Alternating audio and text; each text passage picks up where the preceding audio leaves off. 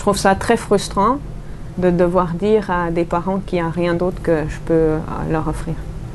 Et puis plus les années passent, plus je trouve ça frustrant. C'est pour ça qu'il faut qu'on continue la recherche. Oui, oui.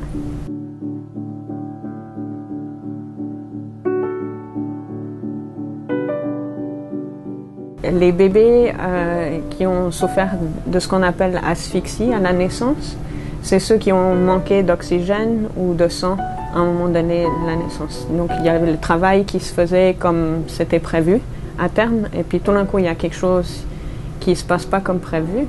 Et puis à un moment donné, quand le bébé sort, il est né, et puis en général il ne respire pas. Des fois il n'a pas de rythme cardiaque. Et puis à ce moment-là, il a besoin d'un pédiatre et puis des infirmières qui vont aller le réanimer.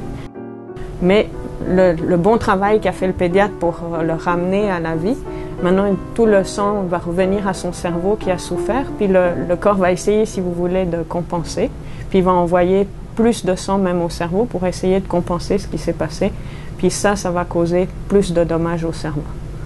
Donc l'idée de l'hypothermie, c'est de refroidir le bébé à 33,5 degrés. Et puis, pour éviter justement que le corps essaye de compenser et puis que ces dommages au cerveau continuent à se passer. Donc, on va mettre le bébé sur une couverture et puis une sonde de température dans son nez qui va aller en fait dans son œsophage pour mesurer sa température vraiment interne. Et puis là, la machine va faire les changements pour maintenir sa température fixe à 33,5 degrés pendant 72 heures. Il est tout nourri par des voies veineuses. Donc on doit mettre, si jamais, les cathéters dans l'ombilic, ou on doit mettre des voies veineuses sur le bébé.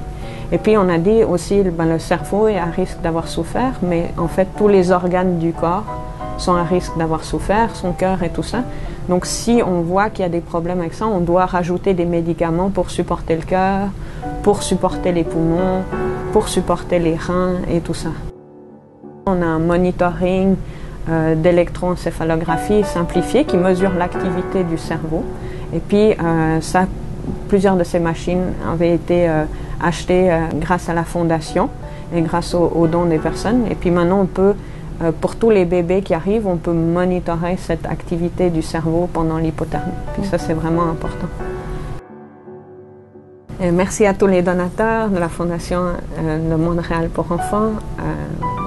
S'il vous plaît, continuez vos dons parce qu'on en a besoin pour continuer à améliorer la vie des bébés.